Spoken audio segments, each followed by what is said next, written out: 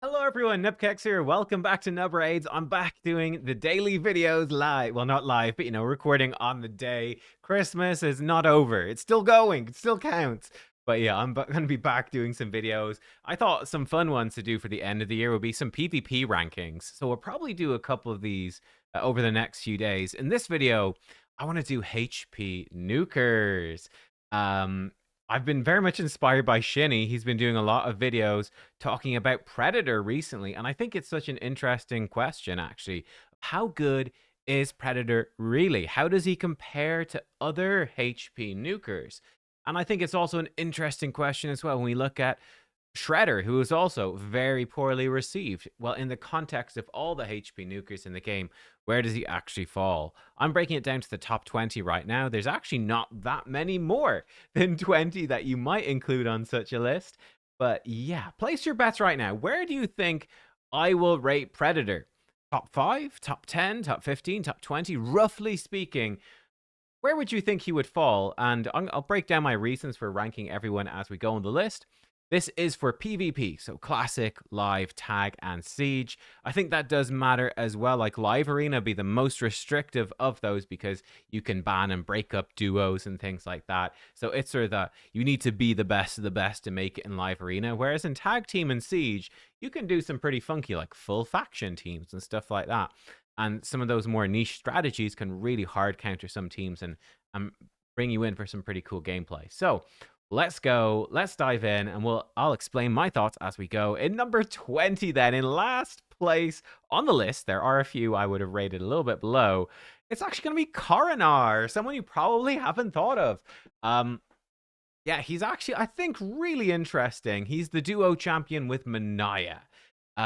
Very much a forgotten about champion, even though he was buffed this year. I think he's pretty decent. I think he's definitely usable. And certainly, I think Manaya, people kind of rediscovered Manaya thanks to the Grim Forest because of her heal reduction debuff and just the huge amount of healing she can do. I mean, if you have Cornar as well and you're bringing Manaya for heal reduction for Mimic or for some other bosses, definitely bring in Cornar. Give them a go. And if she's geared up, I mean, bring the two of them out. Why not for Siege? I think they could be very useful. He's counterattacking every hit if Manaya's on the same team. That can add up to a lot of damage. As A1 is powerful. It is bad against Marius because he's pushing Terminator back. Watch out for that. But yeah, pumping out lots of AoE damage. This move is great now if Manaya is there. An AoE provoke that is not resistible, and also removes all debuffs, gives block debuffs and increased defense to your whole team. On a 3-turn, gets AoE decreased attack, decreased defense, not resistible if she is there. He's more of a PvE champ, but he's not too shabby in PvP. Certainly not top tier. I'm putting him number 20, but could be worth using. In number 19, similar sort of champion, I'm putting Mr. Timit the Fool. Kind of an interesting mix of building him for accuracy and control versus building him for pure damage. And he is a combo champion as well. And he's a combo with Kasha the Rye.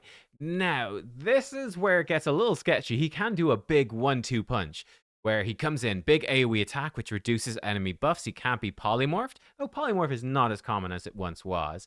But yeah, he can get an extra turn if they have no active buffs, or always if Kasha is there. So you can do this AoE into another AoE, which can also true fear. So it's a pretty decent 1-2 punch. I think he's interesting because he has that control, the control options in his kit. He does make Kasha a bit better as well, and she's a very solid champion for PvP. Yeah, I think he's decent, but certainly not top tier. It's Timit the Fool. Not a bad damage dealer, but fairly locked into needing Kasha. In number 18, I'm putting them above these two, which is kind of crazy. It's an epic champion. I'm putting Magnarr at number 18. For me, Magnarr is like, he is the baseline, really, of what makes a really solid HP nuker. I would sometimes use Timit and Cornar, to be fair, but Magnarr comes in, and he just has this big AoE smack that's easy to use. It hits very hard. He even has a big single target hit over here, but he's not doing anything else too special. He's definitely held back by being an epic, right? His stats are lower. He can't use legendary blessings. His faction guardian bonuses are just not going to be as strong. So, the game has moved on a good bit from epics, and certainly in PvP. They do have some downsides, but Magnarr is still really solid. He just does lots of damage in a way that's very simple, very easy to use, very consistent. He's solid enough. In number 17, then, it's going to be Fjorad Wolfhart. He got buffed, and I'm just not a big fan of his buff. I think he's a fantastic PvE champion in his base form. Increase speed, decrease speed, block debuffs, cooldown reduction, AoE freezes, potentially a quad hit A1. He's got a lot of cool stuff going on. He is really nice. His alternate form is the HP Nuker form. This has a big problem at the moment, which is he's super reliant on crowd control, hard crowd control, and in particular freeze. The issue with this is it's just hard to get that on. It's not easy to make it work with all of the wand of submissions that are in the game at the moment, or the wands of submission, I suppose. Yeah, so many enemies, you try to freeze them, they just reflect it right back at you. It's a big problem in Arena. So yeah, it's very difficult to get the triggers to make him work, but he can hit hard. I think the big thing for him is that he does have a block revive if the enemy's frozen. Now, they have to be frozen to block revive. He also can ignore block damage as well if they're frozen. He does a bunch of cool things if they're frozen. He's cool, but he's difficult to activate. He can do a bunch of turn meter pushback. This AoE, it doesn't hit very hard, but it does push turn meter back a bunch. He's not terrible. He's better than he was. But I think he still has a pretty big problem of it's difficult to actually set up his conditions. He works, this move is brilliant when it works, but it's really hard to actually make it work. Slightly above him, number 16, Mountain King. I'm putting him slightly higher. Kind of a weird mix of HP and attack, but he is more based on HP. He also has been buffed pretty recently. I think he's cool. He's immune to block active skills, which is nice, but he has the 50% ignore defense extra turn if he kills an enemy. Then he ignores a bunch of really big defensive buffs like unkillable and block damage amongst others, which is great. So he can actually kill people, take them out, get a bit of turn meter on his A1. He's not insane, he's not amazing, but he is super tanky, and he does hit hard, and he does ignore a bunch of stuff. Now that ability to get extra turns as well lets him cycle through, be a little bit more effective, so I do like him. We're sticking in the dwarves for number 15, and that is Granyt Doorkeep. Yep, I think Granit's actually pretty okay. Not top tier, but he's decent. What does Granyt do? Well, he has a very hard-hitting A3. That's sort of his big draw. Brings the shatter buff for your team as well, which will up everyone else on your team's damage. It's a bit niche for Arena, but it's there. But he can ignore unkillable stone skin and block damage. He hits extremely hard. It does double damage if they don't have those buffs. So that's a massive nuke, actually. Really huge nuke. And he gets an extra turn if he kills an enemy. His A1 also hits pretty hard, and it's a triple hit. This one's pretty good, and it can remove random buffs. His A2, his AoE, unfortunately, kind of sucks. The damage for this is just very low. It's really more about the increased accuracy buff and the decreased defense block buffs, debuffs.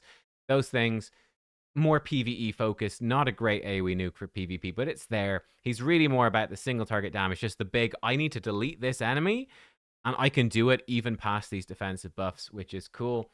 He's okay. Not too bad.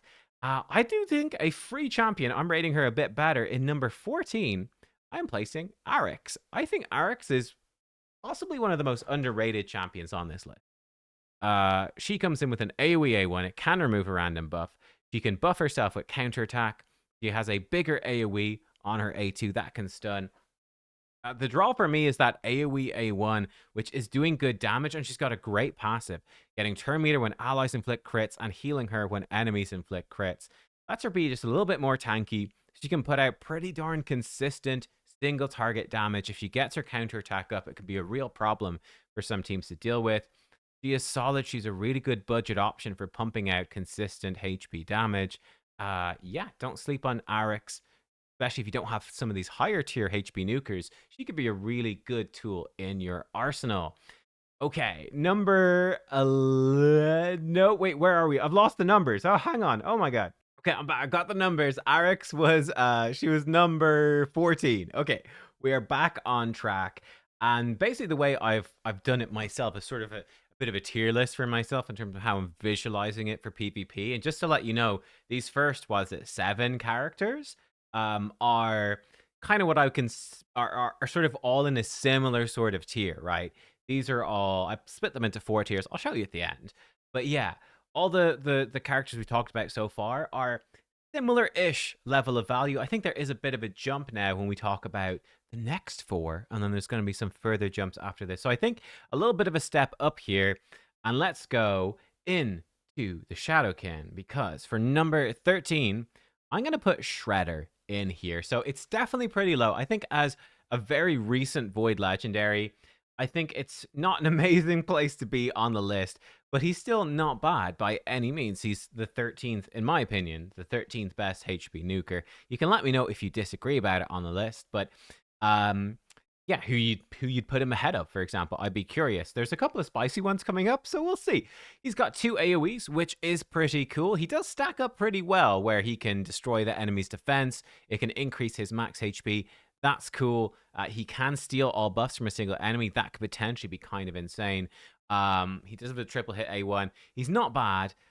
One of his slight problems, I think, is his damage isn't particularly high, though he does have double AoEs. That's an advantage, but the AoEs don't hit exceptionally hard. And a bunch of his damage comes from champions being dead on his team. So if your team aren't dead, his damage is just not that high. My main issue with him is, yeah, he has some evasion stuff. He can stay alive, but he's just not that consistent at staying alive. I find he just dies pretty easily. So compared to some of the other champions, nice. Sorry, a bit of a cough in my throat right there. Certain champions have just ridiculous toolkits for staying alive and turning the fight around when the rest of the team is dead. I think Shredder, he doesn't quite do it for me. He's not bad. He's okay, but he's not top tier by any means. So number 12, a very similar champion, I'm going to put in Fatalis Blademaster.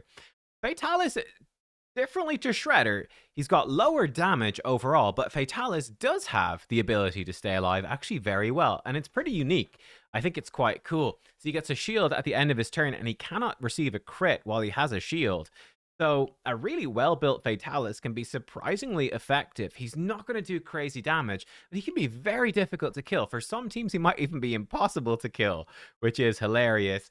Yeah, his damage output, it is low. He will slowly decrease enemies' defense. I mean, this is very slow. It doesn't have a huge impact. He can ignore a bunch of defensive buffs, but he just doesn't hit hard enough for it to really matter. He does have a big secret skill that hits hard. I do think both of these characters, so I will say, because they're Void Legendaries, I think they should be better performing. They really do deserve some buffs, but because they were time limited, you simply cannot get Shredder or Fatalis anymore. I don't know if Plarium is ever going to buff them, unfortunately. But yeah, Fatalis is number 12. I think he's slightly better than Shredder. I think he's slightly more unique with that shield passive, but he does not make the top 10. And our last person who's not quite making the top 10, I think he's a golden oldie. I almost have a +4 for this guy. I haven't empowered him yet, but I will probably +4 him. He's really fun, very unique. It's Mortu-Macaab.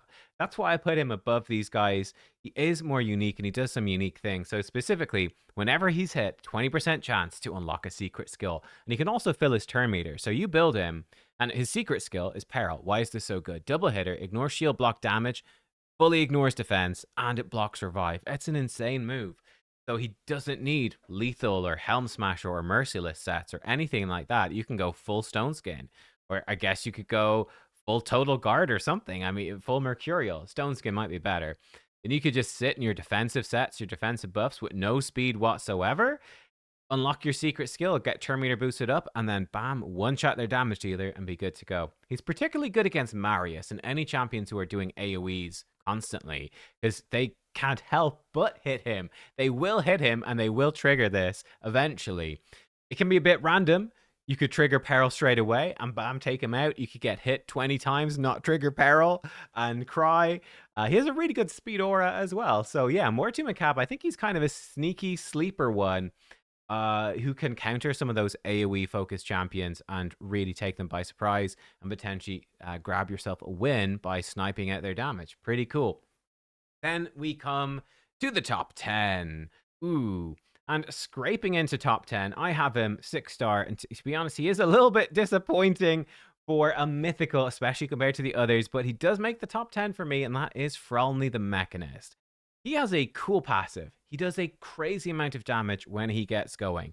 Whenever he gets a kill, he gets 20% max HP and 20 speed. That goes up to double max HP and up to 100 extra speed. These are ludicrously huge buffs. The slight issue is that it is difficult to get this stuff rolling, and often in PvP, you want to be a bit faster than this. He's got a really big single target nuke. This does a ton of damage, but it struggles a lot against Force Affinity. He can really fail to do any damage whatsoever, but this can hit really hard. It also struggles a bit nowadays because of Lightning Cage. Kind of screws him up. His AoE is only okay. He really needs to sort of get ramping, get rolling with this stuff and sniping people out. So yeah, Frolni can be pretty cool, and he's a mythical, so he has a whole other form he can swap to. It's not great, but it does have a cool reflect damage passive and some healing. It can buy you time. It can be interesting. So yeah, he's not bad. He scrapes into the top 10, but I do think there's a bit of a jump, to be honest, between him and then the 9 above him in the top 10. So yeah, Frolni, not bad. Wouldn't another buff for Frolni as well wouldn't go astray. It's not as badly needed, I think, as I think Fatalis and Shredder deserve one a bit more, but Frolni deserves one too, and people can still pull Frolni today, so it's kind of important. Right, we come now to the top 9, which just sort of the way that it's fallen, I think is almost more of a bigger distinction than the top 10, because I think there's a jump between Frolni and the 9th spot. In the 9th spot, it might shock you that he is this low, but I'm putting Wyldking Narses in number 9. He has some very, very cool passives, but he is a little bit niche and a little bit limited towards those passives. So particularly good is that he ignores shield and strengthen buffs with his skill. So he's very good against shield and strengthen champions. Then his A2 does a whole extra hit on targets under shield or strengthen. Double damage, essentially. This is very strong. So any real, so Necret the Great is a classic example. Narses comes in, it's like, Necret, you're giving shields to people on your team. Thank you very much for the extra damage. It's been great. I'll ignore your shields. Cool, let's go. It's kind of disgusting. He also ignores passives, which is very useful, actually. So you could like kill a Seek friend without activating his passive, for example, which is awesome. But yeah, this move hits hard, but mostly hits really hard against shield or strengthen. He's also very good if enemies have lots of buffs with his A3, which can block revive if there's lots of buffs. His A1 can lock stuff out. He combos with White Queen Ancora as well, who's an incredibly good not damage dealer, an incredibly good reviver and support for PvP. He's a lot better when she is there. She can give him cooldown reduction, protect him from crowd control, take no damage from counterattacks and ally attacks, and really cool stuff like that. They were certainly brought in as a counter to Taras and Marishka back in the day. I think Narses has fallen off a little bit since then. I think he's still really good. Like I said, there's a pretty big jump, I think, from the spots number 10 to 20, and now this number 9. A pretty massive leap in quality. So yeah, he is a great champion. You're just not going to use him all that much. And I would even find, even though I've got Narses and Ancora, half the time I'm syncing up, even more than half the time, to be honest, these days, I am syncing up Ancora with the stronger HP nukers to protect them, or the stronger nukers in general. Narses is not a use in every fight champion, but he is very strong when paired up with Ancora. In number 8, wait, I've lost track. Yeah, number 8. This is a spicy one, definitely not a live arena one, definitely mostly a tag or siege champion. I'm going to put Aragaz in here. So he is niche, he is limited, but he's incredibly powerful when he gets going. So in particular, with his full orc team, he's instantly activating his AoE attack here. Whenever an ally drops below 50% HP, there's no cooldown to this. He can just keep doing it. He's a monster in Faction Wars Hard. It's probably where he's scariest, when he's a PvE enemy. But no, he's still really, really strong. He can heal people up to 50% HP.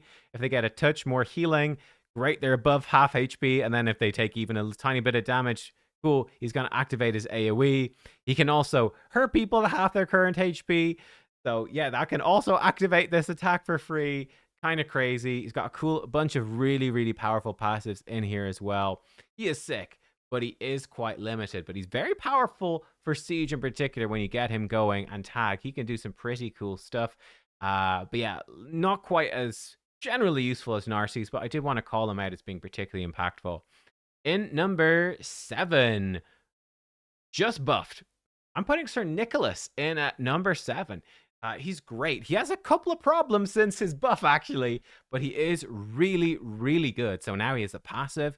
He synergizes much better with Lady Noelle now, where he's making ignore defense effects against your team weaker, even stronger for Lady Noelle if she has a shield, and he has a shield. He's ignoring 30% defense on his AoE if Lady Noelle is there. His A1 can freeze and it can't be resisted. If Noelle is there, it's a 100% chance to freeze. Can it be blocked or resisted?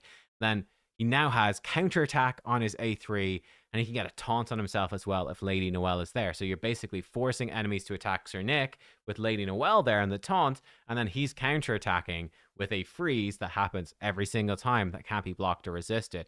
Sounds really good, right? He really should be higher up on the list. Well, yeah, the problem is Wand of Submission. It's the Fjorad problem here as well. I've actually found it to be a pretty big issue with my Lady Noelle and Sir Nicholas teams, which is, yeah, he starts counterattacking people, and then he just gets himself frozen with Wand of Submission. And then suddenly he can't be doing his big AoE to give you a shield and strengthen and ignore all this defense. He can't be counterattacking anymore because he's frozen. The poor guy, and he can't block it when it gets reflected back. Can't be blocked, can't be stopped. It just happens. He's in a bad way. So, yeah, the buff, in a sense, has actually hurt him because Wand of Submission is a thing and a very common thing. So that's a big knock against Sir Nick, which sort of holds him back, unfortunately, from going higher on the list. But he is really good. He's an amazing unkillable champion, which is very rare. And that is a very, very strong niche to bring into Arena to make your team unkillable. Very few champions can do it, and it is incredibly impactful. Many champions can't deal with it. They're adding lots of ignore block damage champs, not that many ignore unkillable. So he is cool. And there we go. Then we come to the big question in number 6. I'm putting Predator here, which is probably, you guys might be going crazy saying, why, he's that high? He's that high? Seriously? And the answer is yeah. Seriously, I am actually putting Predator that high up. His A3, there's no question. This move is disappointing. This move is really disappointing. Let's even go that far. So yeah, he can block revive. That's cool. This move has the problem, though, that it doesn't hit that hard. It's got a bunch of cool effects, but they're relying on placing a Hunter's Gaze debuff. It's only not resistible if he's under Veil or Perfect Veil, and he's not going to be under Veil or Perfect Veil that often. He provides it for himself on this move. So it's difficult to actually have it for this move when you get it from this move. It's a bit awkward. And of course, if they've blocked debuffs, it just blocks it. You can't place Hunter's Gaze. And yeah, so I'm not a fan of the whole Hunter's Gaze thing. The damage is a bit low. This move definitely is disappointing. That being said, the rest of his kit is really good. He's got insane base HP, and his passive here is really cool. So at the start of the fight, he has a 50-50 chance to evade until he takes his first turn. He can be dodging increased skill cooldowns. He can be dodging stuns, polymorphs, turn meter steal, damage. He can dodge everything 50% of the time.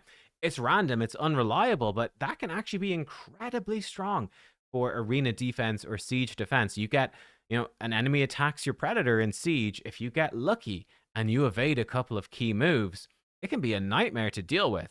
And then when he starts killing enemies, he gains permanent 20% chance to evade, up to 60%. And once that gets going, Predator actually is incredibly tanky. I can tell you right now, I've been trying him out a bunch in the last few days as well.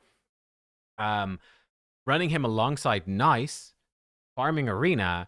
And funny enough, Nice dies often faster than Predator, which is crazy, because they're often attacking Mariuses and things like that, right? And Marius will actually kill the Nice pretty quick, or the turtles, whereas Predator can sometimes just evade the stuff and live a lot longer.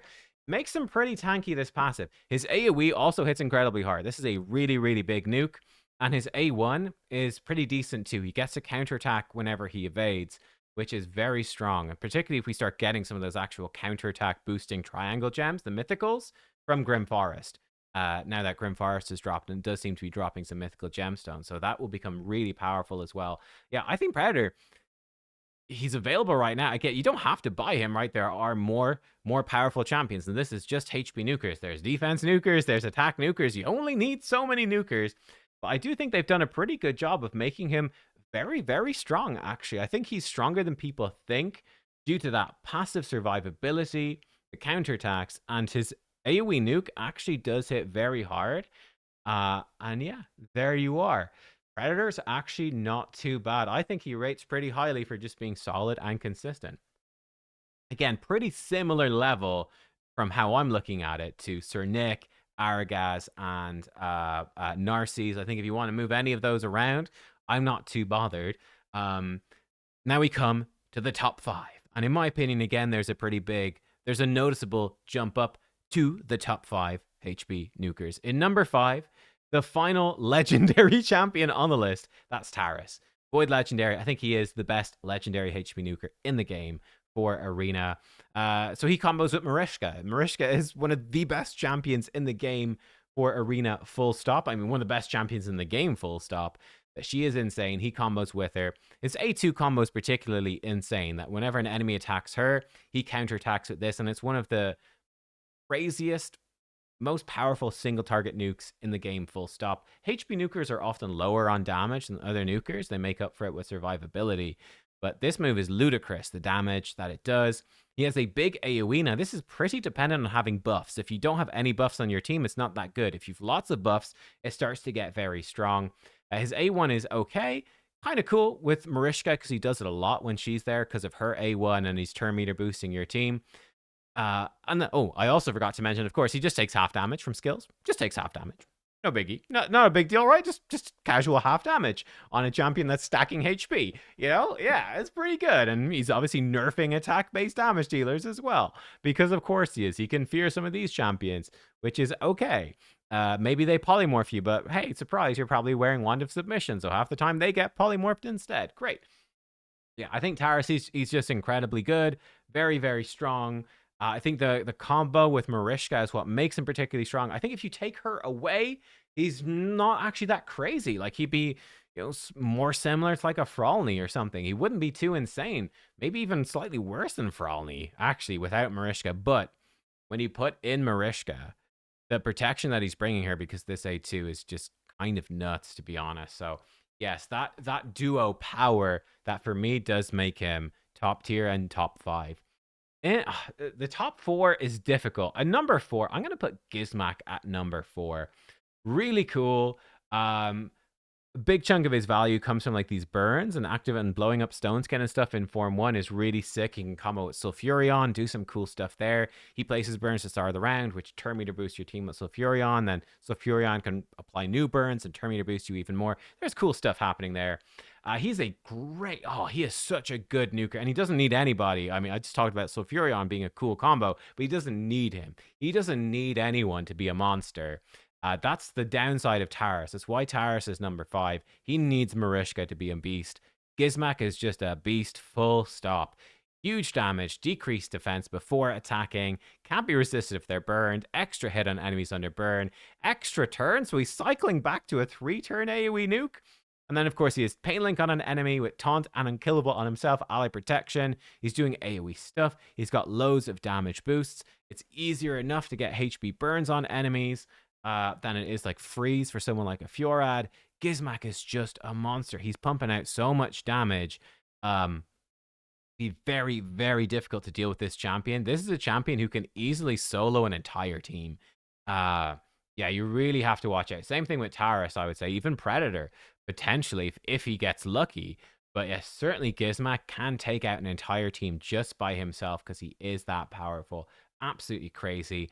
In number 3, you could arguably put this guy number 1, I would say, even as well. Same with Gizmak, but I'm putting Embrys in at number 3. Free champion from Chimera, and he's the number 3 HP nuker in the game. Again, he is a mythical.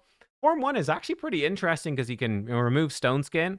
That ended up being, I think, actually a little bit overhyped. The problem with this is that now everyone's running Lightning Cage, so you try to remove Stone Skin, and then it just doesn't work anyway, and you're like, well, never mind. So that's actually not as crazy valuable as we thought. But his alternate form is insane for PvP. So number 1, he has a cool cheat death mechanic. He can actually even interrupt AoE attacks and kill them. If you have him, like, let's say, first or second in your team order, and you get smacked by a massive AoE nuke, he can actually kill the nuker that hit him with the surplus damage. If that kills them, it will actually stop the nuke from hitting people behind him in the turn, in the team order, which is insane. Absolutely crazy. And yeah, he can also has he's revive on death as well, which is pretty cool too. Brings him back. He has this HP swap, very powerful. His A1 is particularly cool. You have to have one enemy on the enemy team dead to get Necrosis out there, which does some decent damage by itself, but this double hit becomes a good single target hit that you can do every turn, and it's got block revive, which is disgusting. He has a massive AoE as well. The key with this is you want him to have really low accuracy. Because yeah, double damage, if your accuracy is higher than theirs, ignore 50% defense if your accuracy is lower than theirs, which is better. I mean, double damage sounds good. It is good. Ignore 50% defense is miles better. It's a ridiculous damage increase. You definitely want to trigger that every single time. So build him with no accuracy, which is a bit sad. It makes his form 1 less useful. But hey, it is what it is. But yeah, he's got solid survivability, boosting up his damage over fight. He can pick off enemies very easily and start blocking revive. Massive nuke. Because he's mythical, you can't lock him out in Form 1. He just swaps forms and kills you anyway. Yeah, Embrys, he's a bit of a beast. He's kind of insane. In number 2, an unusual HP nuker, it's Komidus. Not a typical one. He's a bomber. He's the only bomb champion in the game, in fact, who scales off of HP. All the other bomb champions scale off of attack. He's the only one who scales off HP. But he is, again, incredibly good. Much like Embrys, you can't lock him out, right? With like a Yumiko or a Warlord or something. Fabian, this guy is just going to swap forms. And then he could one-shot an entire team with bombs. Particularly if they're under Stone Skin, he can easily one-shot them all. The trick here is that he instantly detonates those bombs if you've Stone Skin. So anyone in Stone Skin who gets bombed by him is basically just dead. Simple as. If their HP is less than his, and he's got 23.6 thousand, it also instantly activates the bomb. So there's zero opportunity to remove the bombs or anything like that or do anything. It will stun people if they survive from the bombs too. So at least that gives him a bit of a way to cycle back. He can cycle back with an extra turn here. He could cycle back, place more bombs with his A1 perhaps. Try pick off super tanky enemies. But generally speaking, a Komidus is pretty likely to just kill your entire team if he gets this move off. And you don't have block debuffs. You're just in a hell of a lot of trouble.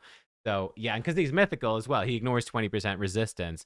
So that's another huge issue. You can potentially resist other bomb champions, or they might require increased accuracy buffs, which gives you a little room for counterplay. Often with Komidus, because of this ignore 20% resistance, you just can't resist him unless you've got increased resistance, I suppose. Yeah, he's very difficult to deal with. Yeah, he's also very powerful in Form 1 as well. Very strong crowd control and turn cycling. Very scary. Insane. Second best HP nuker in the game, but the best HP nuker in the game for PvP, I think, still has to be Nice the Shadowthief. Not bad in Form 1 in particular. He has a block revive, which is cool. So that's nice. Not too bad. That's nice. Hey. The big thing, though, is when he dies, he stays alive and he transforms into an alternate form. Now, the funny thing is he transforms at 1 hit point, so it sounds like, oh, super easy to kill him. Well, he gets an instant turn, so not really. But the other thing that's really quirky about him is he gets 15% more max HP, defense, speed, resistance, and accuracy for every dead enemy and ally, up to 100%. Yeah, so if you build your Nice at 300 speed, he could potentially be running at 600 speed. You build your Nice with 150,000 HP, guess what? In his alternate form, he could have 300,000 HP. It's absurd. You build your Nice with 500 resistance, he can have 1,000 resistance in his alternate form. It's an absolutely ludicrous passive. It's crazy. Yeah, one quirky thing is when he transforms, again, if there's dead allies on the team, he actually sort of heals up a bunch of max HP because of this bonus. It doesn't increase his maximum HP. It also boosts his current HP up as well. So he can actually be quite survivable when he metamorphs. Like, he will not metamorph actually at 1 hit point. It will actually be much higher than that because of this passive. So that makes him much more survivable than you would expect. He can be combined as well with the Zibia Servitude Relic. I won't look at it now, but there's a Zibia Servitude Relic, which lots of people got, where he cannot receive critical hits when he's low on life, which becomes very difficult to deal with. And yeah, he can remove all debuffs and give himself counterattack and block damage that cannot be removed, stolen, or transferred. You just can't get rid of this block damage. He's a nightmare to deal with. And because he is so insanely tanky with his passive, many champions who can ignore block damage simply won't have the damage to kill him through this block damage. So for example, Yukimasa, Demon of Ice, Christmas Fusion, massive single target attack, but his AoE that ignores block damage, not the best hit in the game. He can really struggle to kill Nice. He could easily smack the Nice, and Nice survives and just counterattacks and smacks him back. Nice doesn't actually have insanely high damage. His damage is good, but it's not crazy high, and it's very reliant on stacking this passive. But it's simply the fact that he's so survivable. He keeps going. He's so fast. He's so tanky. And he keeps reviving his teammates when he gets kills as well. And he's healing himself up. He's removing the debuff. He's just cycling through all this stuff. He's just very, very, very difficult to deal with. He's a bit of a nightmare. He's weak to crowd control effects, but Wand of Submission is a thing. Also, another one that's really common with Nice. You'd kind of need 5 or 6 star, but Chainbreaker. Very unique for Nice, where he's got... whenever he takes a turn, a big chance to remove debuffs, but also he can gain turn meter as well. So yeah, that 600 speed, Nice. Like, great, you stunned him with your Armance. Congratulations, that's cool. But every time you touch the guy, he's got a big chance to just gain 20% more turn meter on top of his 600 speed, and then he could remove it at the start of his turn and just murder your whole team. It's scary stuff. And yeah, any power scaling as well, like any relics giving stats or blessings giving stats, anything like that, because they're effectively being doubled by his alternate form passive in best case scenario, to be fair, but it's fairly common in Arena. Yeah, he's the ultimate one versus 4 champion, right? His whole team can die. Nice can just solo the fight. He's a nightmare to deal with. So there you go. That is my list of the top 20 HP nukers. Let me know if I forgot anyone.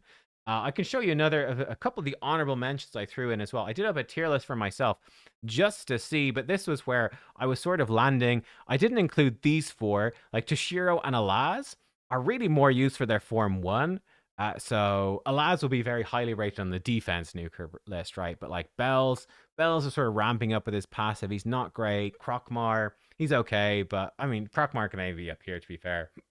I didn't really include these. I'll put him down here because I didn't really include him, but yeah, there you go. Like I said, for me, like these C tiers were the first few decent HP damage dealers. They're okay, they're usable, but they don't necessarily like win fights solo, or they're very reliant on partners, awkward setup, or just like decent damage but not crazy. But they are certainly viable. They're viable but not crazy. The B tiers are, again, also viable but not crazy, and they've got some interesting niche stuff going on. And when their niche works, it can be incredibly impactful. So like Frolni, when he stacks his passive, incredibly impactful. Mortu, when he triggers his passive, incredibly impactful. Fatalis, if he can like tank through with his shield, ridiculous, right? The A tiers are all legendary, actually. And again, they can have bigger impact. They're bringing bigger damage. Though they might have some limitations or be a bit niche, like relying on teammates with Aragaz, and definitely Aragaz and Cernic, and Narses as well, relying on teammates, or Narses relying on shield and strength on the enemy team. Predator, like I said, I'll put Predator high up because I think he does really good damage always. He's random with his passive. When it works, it's insane. When it doesn't work, it sucks. But he's pretty cool. And then, yeah, I think the S tier, these are the top 5. Certainly, at a quick glance at this list, apart from Frolni, who's definitely, I think, disappointing, the Mythicals are hard carrying the HP nukers. And then Taras, who I think is pretty famously OP from ages ago, right? And then if we look at the other top ones, we have, like, Taras came out in, like, 2021 or 2022 or something. Like, Taras is old. It's ridiculous. Of course, the Arena meta for a year or two was literally Taras Marishka and literally nothing else. They were that busted. There was none of these, like, he was so much better than everyone else. It was insane. Not the case anymore with the Mythicals. Like, the Mythicals are really defining stuff at the moment, though. Certainly for HP nukers. But, like, Cernic, I've rated highly. He was buffed recently. Narses was introduced to counter Taras. Aragaz, very limited in terms of where you can actually use him. And Predator is brand new.